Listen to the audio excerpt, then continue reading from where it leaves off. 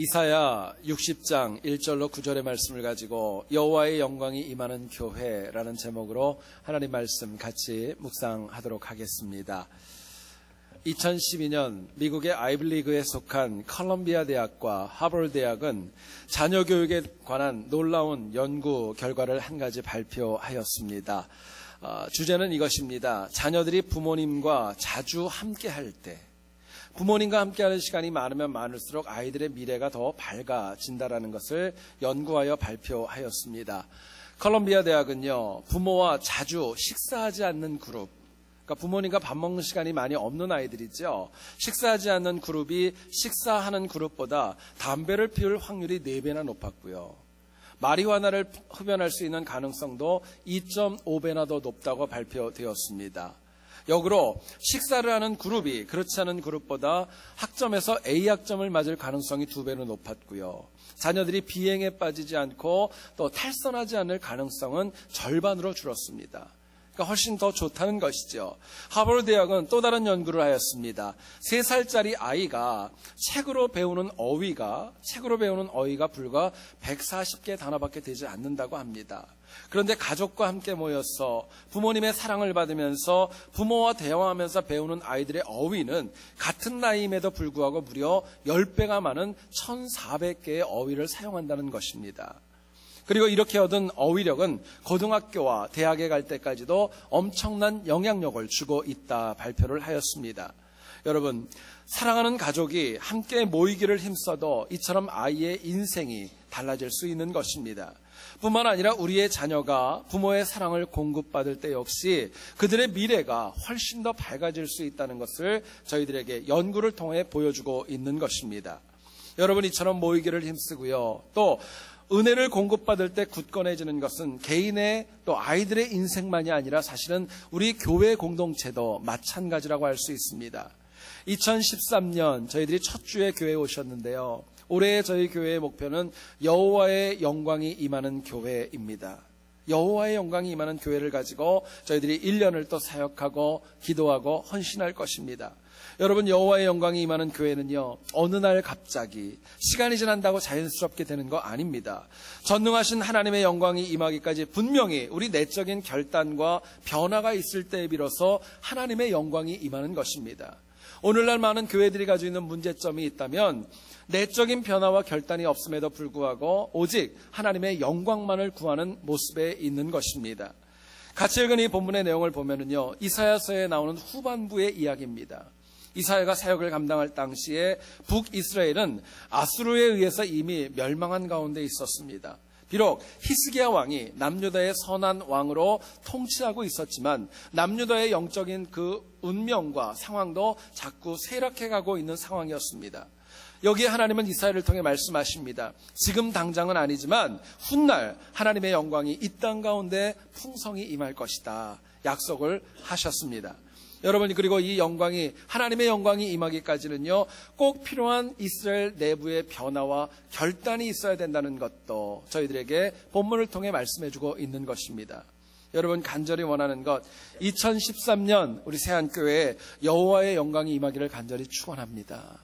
여러분들 개인적인 삶에도 여호와의 영광이 풍성히 임하기를 축원합니다. 여러분, 지금도 우리 주변에는 하나님의 영광과 하나님의 은혜는 얼마나 풍성히 있는지 모릅니다. 문제가 있다면 우리가 그 영광을 받을 만한 그릇이 얼마나 준비되어져 있는가, 이것이 관건입니다.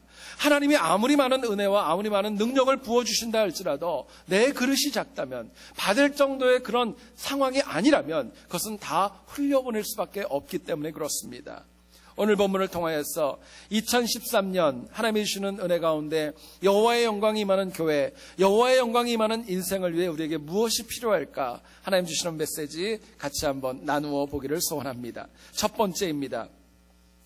힘써 모이는 교회가 되어질 때, 힘써 모이는 우리의 삶이 되어질 때 여호와의 영광이 임한다 저희들에게 말씀합니다. 오늘 본문의 내용을 같이 저희들이 교독하였습니다. 본문의 내용을 가만히 보시면 대부분의 동사가 밖으로부터 안으로 모이는 특징을 가지고 있습니다. 2절을 한번 보시면은요, 오직 여호와께서 내 위에 임하실 것이며 이야기합니다.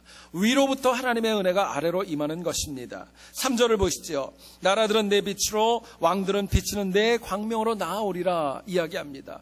외부에 있었던 이방 국가들이 하나님의 광명의 빛으로 모여들 것이라고 이야기합니다. 5절부터 7절까지의 내용을 보더라도 다양하고 풍성한 세상의 부요함이 이스라엘 땅으로 모일 것이다 분명하게 말씀해주고 있습니다. 하지만은요, 이사야가 이사야서를 기술할 때의 당시를 보면은요, 남유다의 상황은 굉장히 피폐했습니다. 영적으로 뿐만이 아니라 사회적으로도 굳건하지 못한 상황이었습니다. 근데 하나님께서 하나님의 영광, 왕들과 나라들과 많은 부요함들이 이스라엘 땅으로 집중할 것이고 모일 것이라고, 그런 가운데 하나님의 영광이 드러날 것이라고 분명히 말씀을 주시고 있습니다.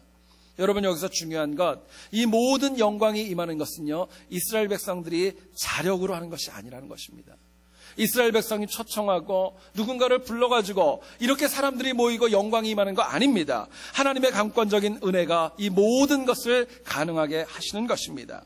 결국 임하고 모이고 오는 것은 모두가 다 이스라엘 그 땅에 하나님의 영광이 임하였기 때문에 주시는 은혜입니다.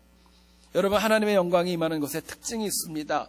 흩어지고 분산이 된 것이 있다 할지라도 그것이 하나가 되어지고 연합이 되어지고 또 봉합이 되어지고 회복과 치유가 일어나는 것이 바로 여호와의 영광이 일어나는 땅입니다. 세안교회가 2013년 여호와의 영광이 임하기 위해서는 꼭 필요한 것이 있다면 우리가 모이는 교회가 되어져야 합니다. 모이는 교회가 되어져야 합니다. 하나님의 영광도 우리에게 필요합니다. 각양각 사람의 많은 사람들이 이곳에 모여와야 될 것입니다. 꼭 필요한 물질도 하나님이 부어주셔야 될 것이고 꼭 맞는 사역자들이 하나님의 이름으로 이곳에 모여서 세워져야 마땅한 것입니다. 자, 그렇다면은요, 어떻게 하면 우리 세안교회가 함께 모이는 교회가 되기 위해서 과연 무엇이 필요할까? 함께 힘써 모이는 교회가 되기 위해 무엇이 필요할까? 저희들이 묻게 됩니다. 본문은 저희들에게 이렇게 도전합니다. 우리 각자가 패역한 세상에서 빛을 발하는 삶이 되어질 때, 우리가 빛이 되어질 때 비로소 세상의 모든 것들이 하나님의 은혜 가운데 이곳으로 모이게 된다고 이야기합니다. 3절을 한번 보시죠. 나라들은 내 빛으로, 왕들은 비치는 내 광명으로 나아오리라 이야기합니다. 많은 나라들이 있고 많은 왕들이 있습니다. 그들이 모이는데요, 특징이 있습니다. 그것에는 빛이 있고 광명함이 있다 말씀합니다.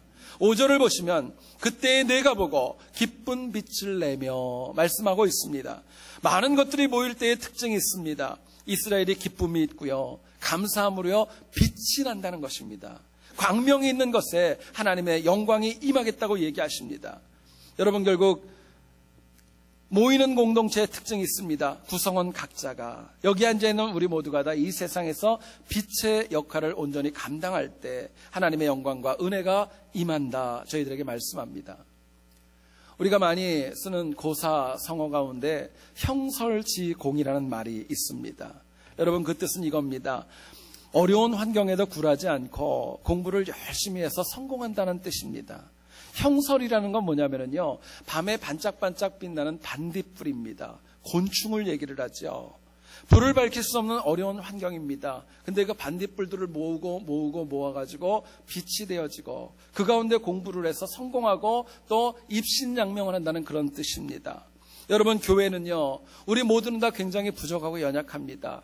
어쩌면 이 어둠을 밝히는데 반딧불같이, 형설과 같이 작을 수 있지만 우리가 모일 때 비로소 어두운 곳을 밝힐 수 있는 형설지공의 능력이 일어날 수 있는 것입니다. 마태복음 4장 24절을 보면 예수 그리스도의 사역을 이렇게 얘기해 줍니다. 그의 소문이 온 수리아에 퍼진지라 사람들이 모든 앓는 자, 곧 각종 병에 걸려서 고통당하는 자, 귀신 들린 자, 간질하는 자, 중풍병자들을 데려오니 그들을 고치셨더라 이야기합니다. 예수님이 이 땅에 오셨을 때 이스라엘 백성들은 무려 400년 동안이나 영적인 리더도 없었고 영적인 암흑기였었습니다. 비록 선민이었었지만 이스라엘 백성들은요, 병들었고 영적으로 타락했었고 또 그들의 상황은 너무나도 좋지 않은 상황이었습니다. 그럴 때 예수님께서 이 땅에 오실 때 그냥 오지 않으셨습니다. 빛으로 오셨습니다. 빛으로 오셨고 수많은 사람들을 그 빛으로 나올 때 그들을 온전히 밝혀주시고 치유해 주셨던 것입니다. 병든 자들이 올 때요, 그들이 모여올 때 그들을 치유해 주셨습니다. 귀신 들린 영혼이 왔을 때 그들의 영혼을 맑게 해주셨습니다. 질병과 아픔과 불완전한 모든 것들 다 주님 앞에 나올 때 빛 대신 주님이 그들을 온전하고 깨끗하게 만들어 주셨던 것입니다. 여러분, 그렇기 때문에 성경을 보십시오. 예수님 앞에요, 정말 많은 사람들이 왔습니다. 고위직들도 왔었고요, 아픈 분들도 왔었고, 이방인들도 왔었고요, 정말 많은 사람들이 모여와서 주의 말씀을 듣고 은혜를 받게 됩니다. 여러분, 이를 통해 주님 주시는 메시지가 있습니다. 우리가요, 빛으로 살아가려면요, 예수 그리스도 닮아가셔야 됩니다. 주님을 닮아가는 것이 사실은 빛으로 살아가는 것이라 저희들에게 말씀하고 있기 때문에 그렇습니다. 교회 역사를 보면 중세시대 로만 캐톨릭은요, 프란시스라고 하는 걸출한 사역자를 배출하게 됩니다. 그리고 그분을 통하여서 세계 선교에 굉장히 많은 기여를 하게 됩니다. 여러분, 이 프란시스는요, 굉장히 부유했던 아시시의 상인의 가정에서 태어났습니다. 처음에는 굉장히 많은 문제가 많았는데 예수 그리스도를 인격적으로 만난 다음에 완전하게 바뀝니다. 그리고 이 프란시스가 가지고 있는 인생의 목적이 있었습니다. 다른 거 없습니다. 예수님처럼. 예수님 닮아가겠다는 게 그 인생의 목적이었습니다. 그렇기 때문에 그 말씀을 가지고, 그 은혜를 가지고 가난한 자를 도왔고, 아버지가 물려줬던 많은 재산들을 팔아서 가난한 자들에게 다 주었습니다. 그리고 곳곳을 다니면서 병들고 힘든 영혼들을 세웠고 하나님의 말씀을 전하는 사역을 힘있게 감당하게 되었습니다. 여러분, 놀랍게도 많은 사람들이 프란시스의 진심과 그 열정을 보고 그분의 제자로 모아지게 됩니다. 그리고 예수님을 닮고자 했던 프란시스를 닮아서 똑같은 사역을 감당하기 시작합니다. 여러분, 그러면서요, 아시시 지역에 프란시스를 따르는 사람들의 모임이 형성이 됩니다. 역사는 그들을 처음 얘기할 때 아시시의 참회자들 이렇게 얘기를 합니다. 근데 이것이 시간이 지나면서 신학이 가미되어지고 조직화되어지면서 프란시스 승단이 됩니다. 그리고 그들을 통하여 중세시대에 로만 캐톨릭이 세계로 퍼져나가는 가장 중추적인 역할을 감당합니다. 여러분, 한 명의 영혼이 예수 그리스도를 닮아가고자 했을 때, 한 명의 영혼이 주님을 닮아가고자 했을 때 빛이 되었고 많은 이들이 모였고 하나님의 능력과 영광이 임하였다는 걸 저희들에게 보여주는 것입니다. 여러분, 패역한 세상에서 우리가 이 세상을 어떻게 밝힐 수 있을까? 중요한 거는요, 방법이 아닙니다. 어떤 기능이 아닙니다. 우리가 세상을 밝히기 위해서 가장 먼저 필요한 것이 있다면요, 우리의 존재가 바뀌어야 됩니다. 방법이 중요한 거 아닙니다. 우리의 속사람이 바뀌는 거예요. 체계와 형식, 교회의 행정이 바뀜으로 인하여서 하나님 나라가 선포되는 거 아닙니다. 내 안에 있는 사람들, 내 안에 있는 자아, 내 안에 있는 욕정과 많은 것들이 내려놓고 속사람이 변화되어질 때, 존재의 변화가 있을 때 비로소 우리가 이 땅에 하나님의 영광을 임하게 할 수 있는 것입니다. 여러분, 현대교회에 문제가 있다면요, 존재는 바꾸려고 하지 않습니다. 내 속사람에 바뀌는 거, 이건 나중 문제입니다. 정말 중요한 건 뭐냐면요, 체계와 방법과 또 어떤 목회적인 방법과 구상과 그리고 툴을 바꾸려고 하는 데 문제가 있는 것입니다. 여러분, 그렇지 않습니다. 제가 어떤 책을 보니까 나온 이야기인데요, 어떤 거지가 있었습니다. 이분은 길에서 매번 구걸을 하면서 하루하루 생계를 유지하였는데 어느 날은 갑자기 매일같이 모자 한 개를 놓고 구걸하던 사람이 그날따라 이상하게 모자 2개를 꺼내놓고 양손에 놓고 구걸을 하고 있더랍니다. 지나가는 사람들이 그 거지를 보고 매일 보니까 한 분이 하도 의아해서 질문을 했답니다. 왜 오늘은 하나를 더 꺼내놓고 2개를 가지고 하십니까? 물어봤대요. 그랬더니 그 거지가 그렇게 얘기를 했답니다. 요즘 장사가 조금 되는 것 같아서 체인점을 하나 더 냈습니다. 체인점을 하나 더 냈대요. 여러분, 한번 생각해 보시죠. 가장 먼저 우리가 해야 될 게 뭐죠? 아무리 좋은 방법, 아무리 좋은 최첨단 경영 방식을 도입을 해도 교회에 사람이 모이는 거 아닙니다. 진심으로 교회에 사람이 모이기 위해서는요, 우리 각자의 존재 가치가 바뀌어야 됩니다. 우리가 빛이 되어줘야 됩니다. 우리가 예수 그리스도 닮아가야 되는 것입니다. 어두운 세상에서 빛으로 살아가는 삶은요, 내가 만족하고 내가 기뻐하는 거 아닙니다. 하나님이 기뻐하셔야 돼요. 하나님이 만족할 정도로 바뀌셔야 되는 것입니다. 신령과 진정으로 예배드릴 때, 주어진 자리에 최선을 다해 헌신하고 봉사할 때, 그리고 전능하신 하나님이 바로 그때에 우리를 기뻐하시고 만족해 여겨주시는 것입니다. 말씀을 묵상하다 생각해 봤습니다. 여러분, 우리 세안교회가 2013년 여호와의 영광이 더 강력하게 임하려면요, 여러분들에게 도전 드립니다. 우리가 더 한 발자국 더 나가셔야 됩니다. 지금보다 한 발자국 더 나가셔야 돼요. 과거보다 한 발자국 더 나가서 은혜 받는 자리로 가까이 가셔야 되고, 한 번 더 하나님 말씀 듣고, 한 번 더 주의 말씀 묵상하고, 한 번 더 주의 말씀대로 실천하는 결단이 필요한 것입니다. 조금 더 깊고 조금 더 신실하게 한 발자국 나와서 봉사하셔야 되고요. 더 주님 앞에 기도하고 엎드리는 것들 시간 더 내셔야 될 것입니다. 우리가 보기에 나 하나 그렇게 한다고, 내가 한 발자국 나간다고 무슨 변화가 있을까 여러분 생각할 수도 있겠습니다.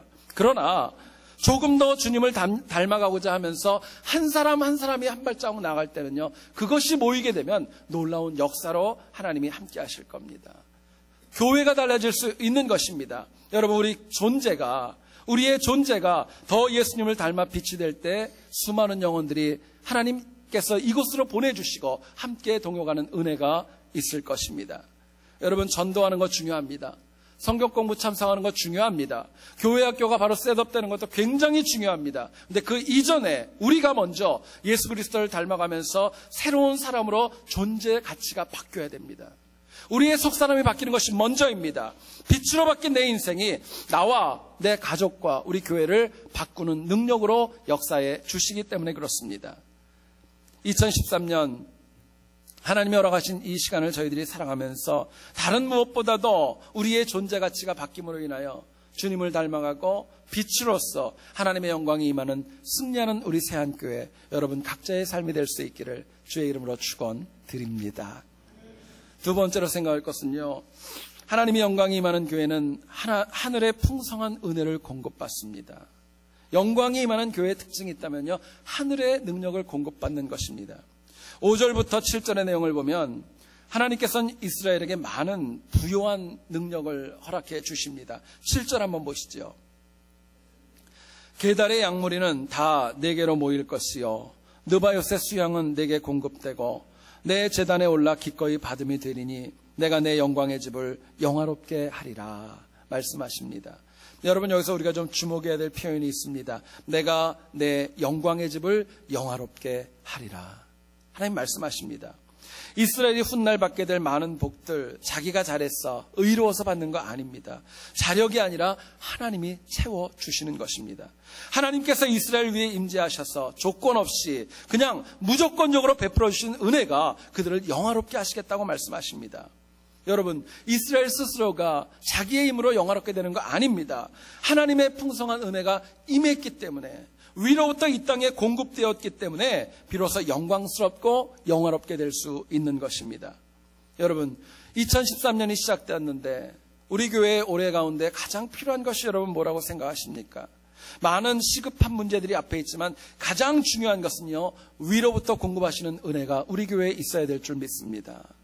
여러분들의 인생 가운데 가장 필요한 것이 무엇입니까? 자녀들의 성공과 건강과 많은 것들이 필요합니다. 근데 그것보다 더 먼저 있어야 될 것이 바로 여호와의 영광이 여러분들에게 임하는 것입니다. 위로부터 주시는 은혜가 여러분들의 각자의 삶에 풍성히 임하는 것, 이게 가장 먼저인 것입니다.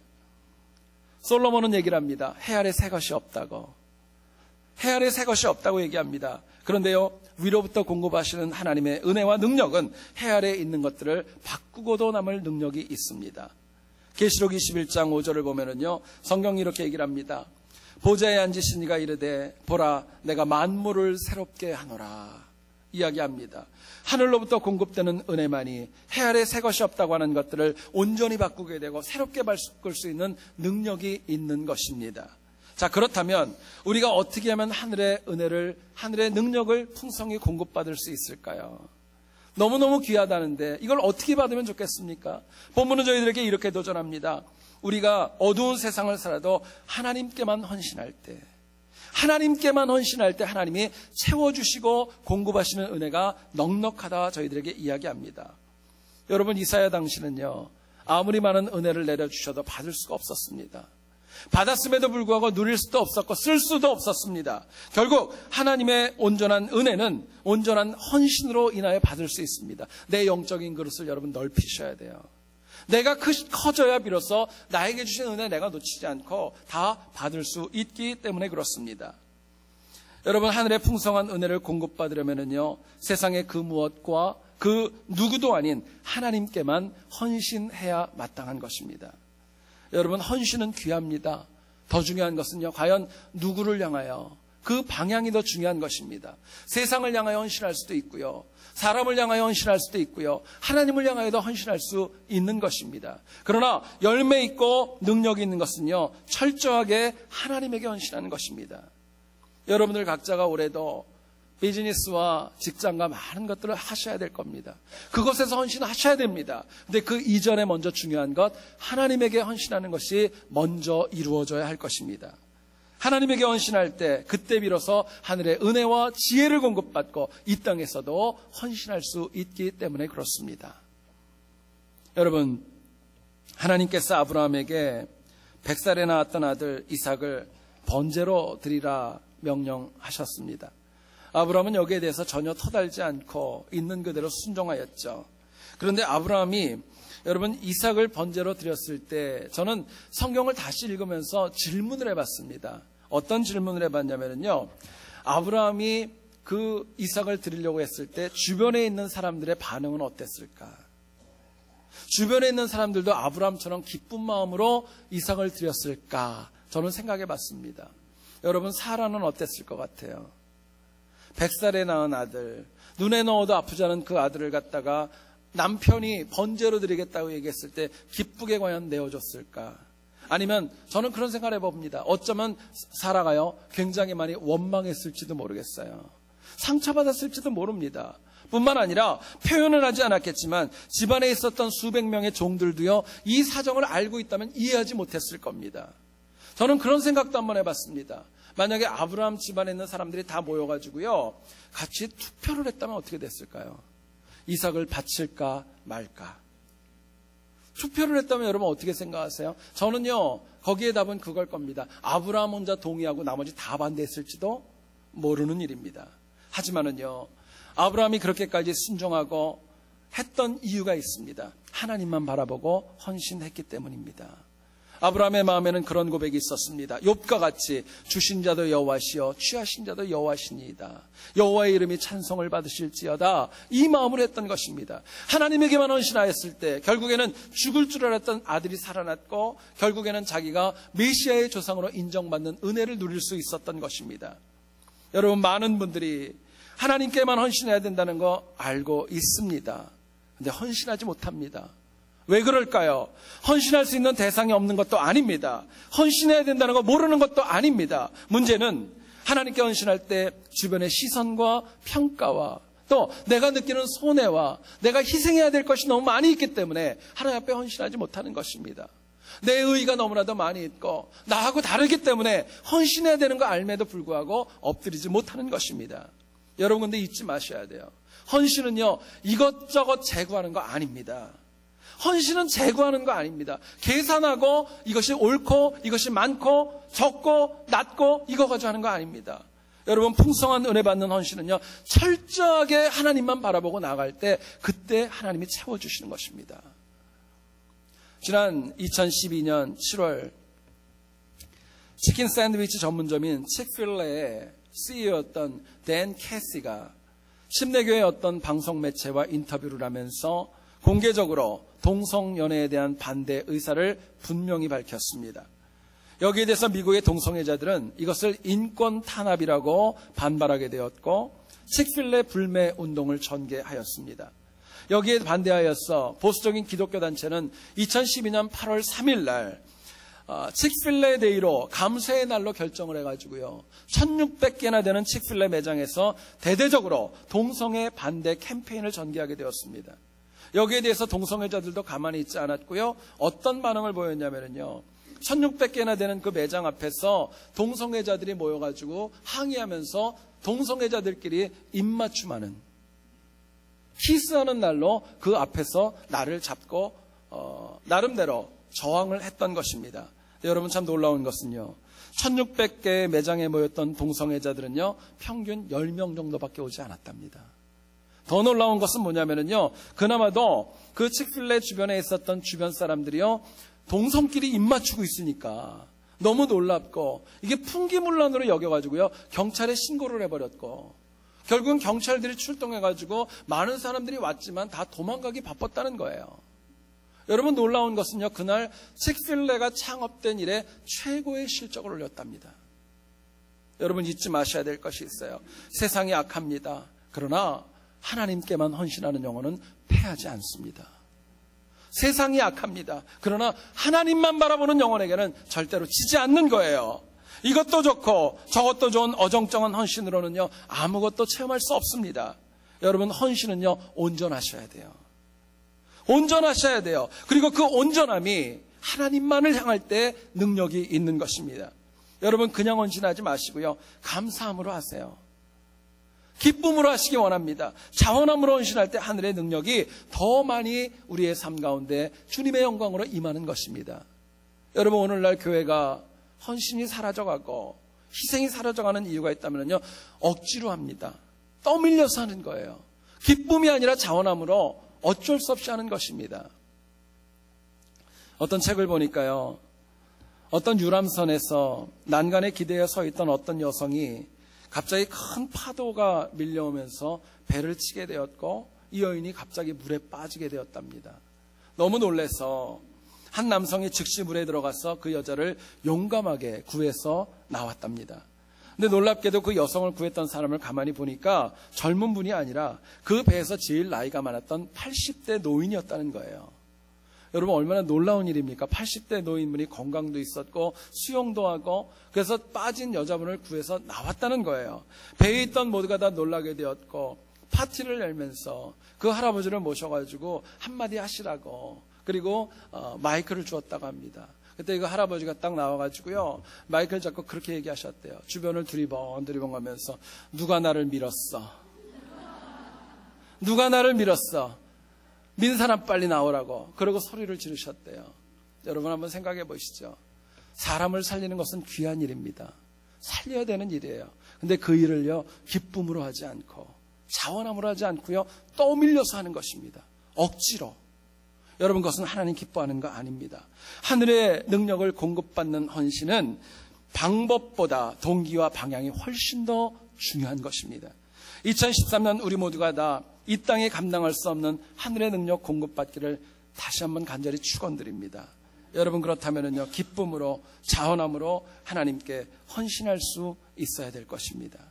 여러분, 하나님 앞에 헌신하는 거 어려운 거 아닙니다. 굉장히 단순한 거예요.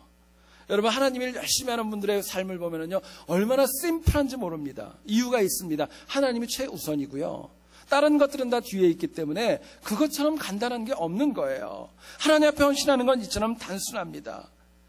성경을 보면 마태복음 7장 12절에 예수님께서는 기독교의 황금률이라고 말씀하시면서 이렇게 얘기를 하십니다. 그러므로 무엇이든지 남에게 대접을 받고자 하는 대로 너희도 남을 대접하라. 이것이 율법이요 선지자니라 말씀하십니다. 여러분, 우리가 하나님 앞에 거래하자는 거 아닙니다. 우리가 하나님의 영광, 하늘의 능력을 공급받기를 원한다면요 우리가 먼저 하나님을 향하여 최고의 헌신을 드려야 마땅한 것입니다. 우리가 그분 앞에 드리는 것이 먼저입니다. 그럴 때 하늘의 능력을 공급받을 수 있고 또 차고 넘치게 해주시는 은혜로 이 땅을 승리할 수 있는 것입니다. 여러분, 간절히 원하는 것, 2013년 올해 한 해 동안에도요 하나님께서 위로부터 공급하시는 은혜가 너무너무 풍성해서 영광이 가득한 승리하는 우리 모두 될 수 있기를 다시 한번 주의 이름으로 축원드립니다. 좀 시간이 많이 된 것 같은데요, 저희 4살짜리 아들이 한 번은 그런 일이 있었습니다. 제가 집에 늦게 들어갔는데 저를 붙잡고 얘기를 하더라고요. 아빠, 오늘 엄마가 저녁을 해준 게 너무너무 맛있었는데 자기하고 누나하고 다 먹었다는 거예요. 그러니까 저를 줄 게 없대요. 너무너무 아깝다고. 그러면서 아깝다고 해서 제 어깨를 툭툭 쳤던 그런 기억이 있습니다. 여러분, 제가 그걸 보고 속으로 그랬습니다. 나는 더 좋은 거 먹고 왔다, 얘야. 우리 교인들하고 더 잘 먹고 왔다 그랬는데 말은 못하고 넘어갔습니다. 여러분, 제가 그 일이 있고 나서 생각해 봤습니다. 우리가 이 땅을 살아갈 때 놓쳐도 될 것이 있고 놓치지 말아야 될 것이 있습니다. 가족과 함께 행복한 저녁을 먹는 거 얼마나 기쁘고 좋은 일인지 모릅니다. 근데 이것은요, 오늘 못하면 내일도 할 수 있는 거예요. 그러나 하나님의 영광이 임하는 교회 건설은요, 나중으로 미룰 수 있는 거 아닙니다. 이건 지금 하셔야 돼요. 우리 앞에 나와 있는 하나님의 도전이고 숙제입니다. 다음 세대로 미루고 언젠가 되겠지, 방치할 수 없는 우리의 사명이 바로 하나님의 여호와의 영광이 임하는 교회를 만들어가는 것입니다. 여러분, 이거 위해서 우리가 주님 닮음으로 세상에 빗대어 모이는 교회를 이끌어가고 일구어야 마땅한 것입니다. 언제 어디서 누구와 무엇을 해도 하나님께만 헌신하면서 하늘의 능력을 풍성히 공급받아야 마땅한 것입니다. 그러므로 인하여 올해 2013년 우리 세안교회와 여러분 각자의 삶이 여호와의 영광이 풍성해서 승리하는 한 해 될 수 있기를 다시 한번 주의 이름으로 간절히 축원드립니다. 기도하겠습니다. 걸어가시